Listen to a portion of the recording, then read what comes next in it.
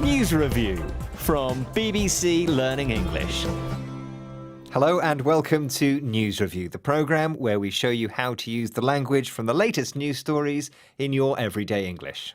Hi, I'm Neil. Joining me today is Catherine. Hi there. Hi, Neil. What's our story? Story today is about fair play. Fair play, okay.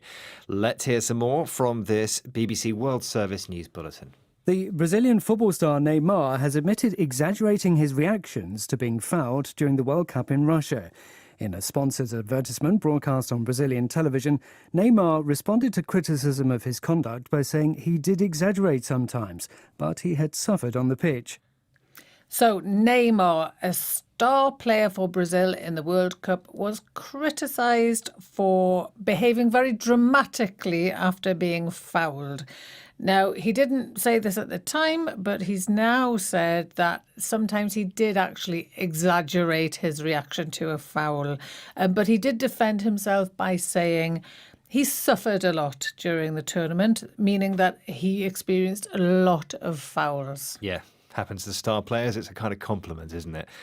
Right, so you've been looking at this story and you've picked out 3 words and expressions. What are they? We have faking, confession and come back to haunt. Okay, faking, confession, come back to haunt.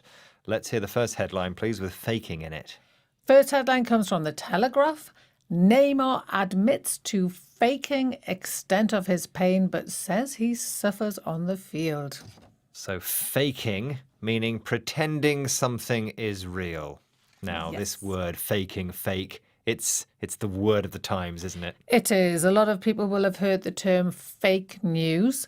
The idea is if something's fake, it's not real, it's false, it's untrue, you can't trust it, it's a lie. Yeah, and it's a very, very versatile word, isn't it? Very, very versatile indeed. It's a verb, it's a noun, it's an adjective. You can use it as a gerund. It's got a passive form. And we can, in the headline, we've got Neymar admits to faking extent of his pain. We could say Neymar faked the pain. As a verb. As a verb. As an adjective, his pain was fake. He had fake pain. Mm-hmm. As a noun, we've got the pain was a fake. Yeah. And as a gerund, faking pain is not a good idea if you're a professional footballer with millions of people watching you. Yes, okay. Now, despite the fact that it's very useful and is very versatile, it's rather informal, isn't it? So it's not something we would use to talk about official legal processes. No, there's other words as synonyms that we use. So you might find that you've got somebody gave you some, there's a lot of fake money about. There is. Yes. The other day, I was given a fake £10 note. Ugh, terrible. And if the person who created that fake money gets caught and ends up going through the police and the courts, probably it'll be described as counterfeit money. So there is an official or more formal term. Other formal terms for fake include fraudulent or artificial.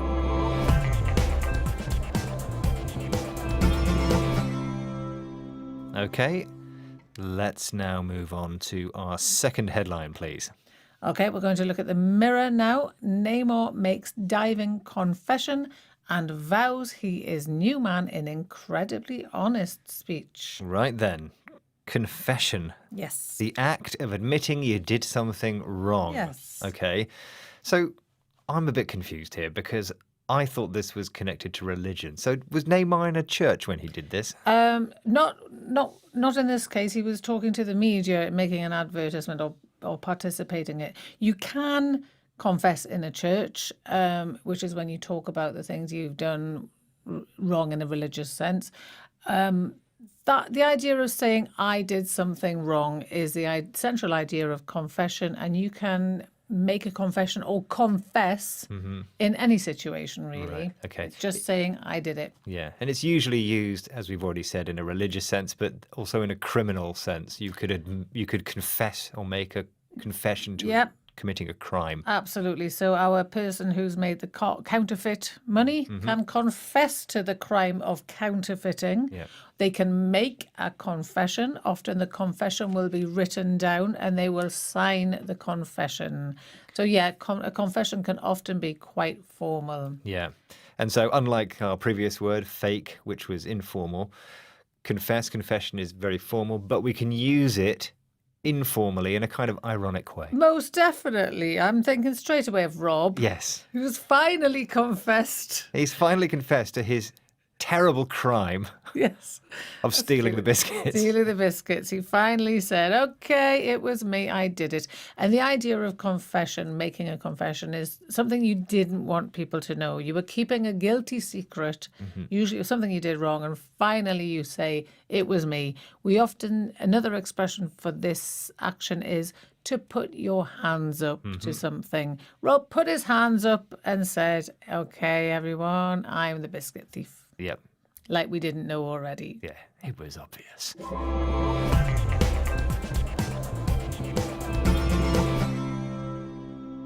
Okay, let's go and have a look at our final headline. Okay, and we're at goal.com. Elber, Neymar's World Cup antics too much and could come back to haunt him. Okay, come back to haunt someone or something, meaning to return as a problem for a long time. Yes, haunt is a really interesting word. Haunt is what ghosts do.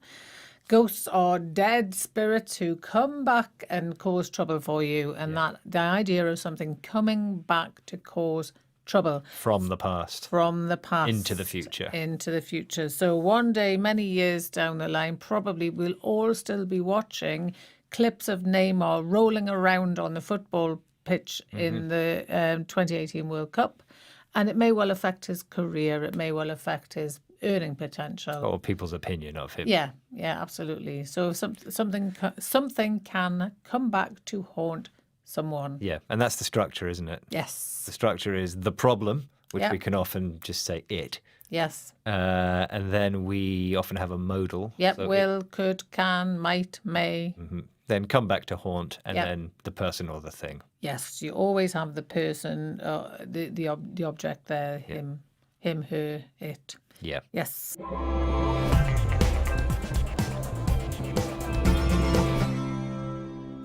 Okay, well, we will have a recap of our vocabulary shortly, but of course we have our social media challenge. We've been talking about exaggerating injuries in football, often referred to as diving. And we asked the question, what is the past tense of dive? Bit of a trick question. Well, we had three options. Was it dove? Was it... It was dived, A, dived, B, dove, C, both. Yes. And the answer was, in fact, C, both. So well done to everyone who got that right. On Instagram, we had Anita Bavarian.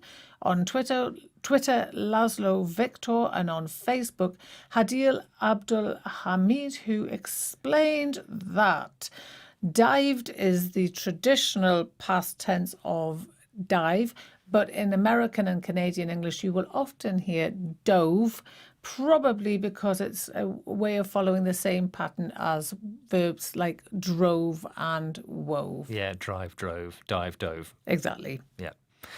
But dived is more common in the UK. It is in the UK here, yes. Okay, a recap now of the words and expressions we looked at, please. Yeah, we had faking, pretending something is real. Confession, the act of admitting you did something wrong. Come back to haunt, return as a problem for a long time. Okay, if you'd like to test yourself on today's vocabulary, there is a quiz you can take on our website, bbclearningenglish.com, where there's all kinds of videos and activities to help you improve your English. Thanks for joining us, and goodbye. Goodbye. News Review from BBC Learning English.